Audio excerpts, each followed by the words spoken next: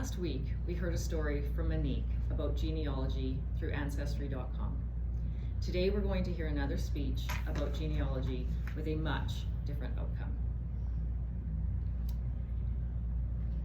I was 19, my story begins, Good morning, fellow Toastmasters, Madam Toastmaster, those online, and guests. My story begins when I was 19 years old. I was living in Edmonton with no family, very few friends, no self-confidence, and no self-esteem. I had been dating and living with a man for 2 years. The abuse didn't start right away. He was on his best behavior for the first 6 months. Then the emotional and mental abuse came quickly. I stayed because I didn't think I was good enough. He told me I wasn't good enough. All those not enoughs. Not pretty enough, not smart enough, not thin enough, not good enough. This man liked hockey, drinking beer, and cheating. After 30 infidelities, I had a chance encounter with my high school sweetheart, and I had a one-night affair. And then I carried on as if nothing had happened. Soon after, I was in the shower, getting ready for work, and I started to feel sick. This wasn't flu-like, this was different. And all of a sudden I thought, oh my God, I think I'm pregnant. My second thought came even quicker. Oh my God, whose is it? Off to the doctors I went, and sure enough, I was 3 months pregnant. That December, I gave birth to a little girl. 6 months later, I was down in Calgary, pushing my daughter in a stroller. A car drove by, he pulled over, stopped, and parked. A man got out and walked towards my daughter and I. And he pointed at her and said, "Who's this?" And I replied, "I think she might be yours." His response floored me. He said, "Are you just looking for money? Because I'm in a really good relationship right now and I don't want anything to F it up." It was everything I could do not to cry. And I said, "Of course I don't want your money. I just thought you should know." With that, our conversation ended, and I walked back to my parents' home where I was staying for the weekend. They could see I was visibly upset. So I came clean, and I told them, I don't know who the father of my child is. Is it Jeff, the man I'm living with, or is it Dawn, my high school sweethearts?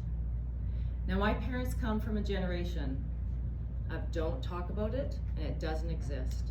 Sweep it under the rug. Their advice to me was, if you don't know for sure, don't open up the can of worms. And so I didn't. I didn't tell another soul for 35 years. I lived with that secret. I went home and I married that serial cheater. 4 months later, he got his final affair pregnant. And with that, I was done. I finally had the nerve to kick him out. And I started over with my daughter. Now things started to come out as she started to age. She had nice full lips, like Dawn's, my high school sweethearts. She had brown eyes. Jeff and I have blue, Dawn has brown. So off to the doctors I went to ask, can 2 blue-eyed parents have a brown-eyed child? And all she had to do was say no, and I'd have had my answer, but she didn't. She said, it can happen. It's not common, but it can happen. So the voices started.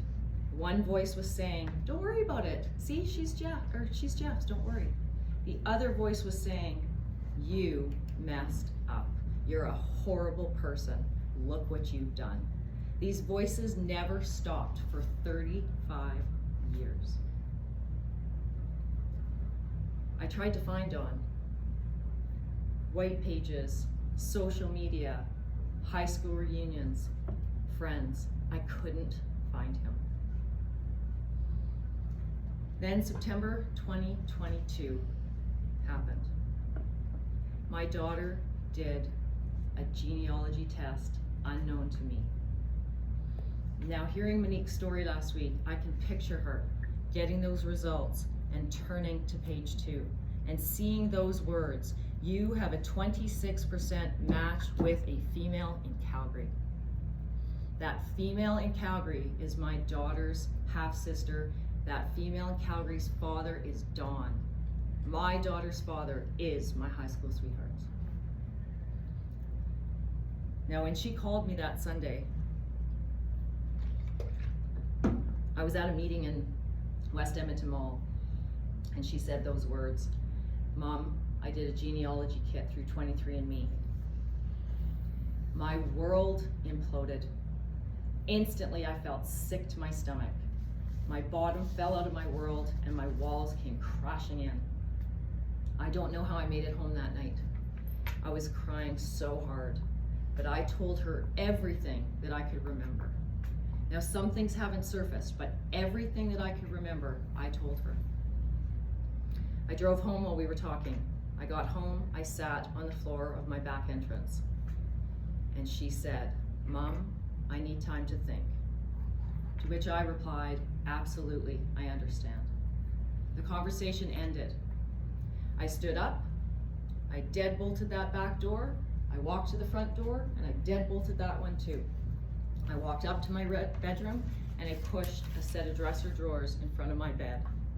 I crawled inside my bed, I opened up that nightstand, and I took that bottle of pills out of the nightstand, and I poured it in my hand, and I swallowed. And thanks to God, it didn't work, and I am still here.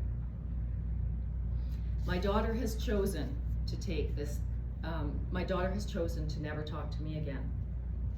That night was the last time I heard from her. I have texted, I have called, I have emailed, and I have sent letters, and they've all been met with, "I want nothing to do with you, don't contact me again." Now, my daughter and I were best friends until that night. We text or called every day. I was with her and her kids 2 to 3 times a week, and she lives 8 minutes away. I have chosen to take this last year and a half to better myself, to get rid of those limiting self-beliefs, to build up my self-esteem and my self-confidence. And most importantly, I have forgiven my 19-year-old self for making a decision that I wasn't capable of making at 19 years old. I've also cut away the blame, the shame, and the guilt that festers in our body. I was sick for 7 years and no doctors could figure out why. I know why.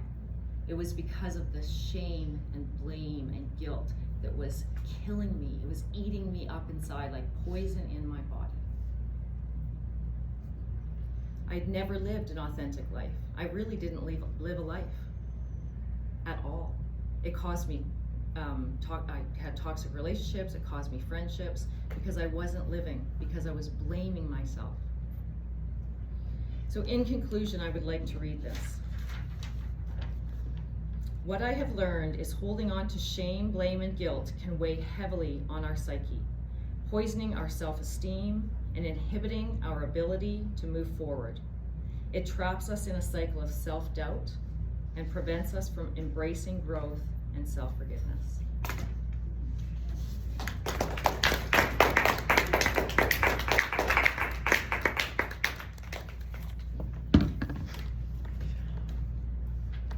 Wow. I'm not lying. Oops.